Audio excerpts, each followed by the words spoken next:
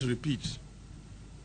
A member of a commission or other holder of an independent office is not liable for anything done in good faith in the performance of a function of the office.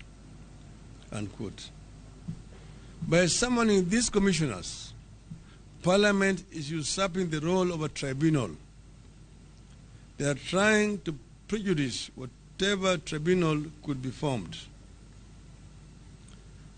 Parliament's role must be limited to summoning the petitioners and deciding whether the issues raised warrant the setting up of a tribunal.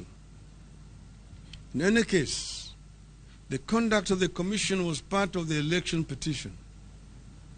None of the commissioners was found to have committed any offense. Only Chebukati was found to have acted unilaterally. This probe is therefore politically motivated. It is a continuation of the witch hunt mission that Ruto is on. It will turn into a nasty partisan fight at a time we need to unify the country and tackle our problems.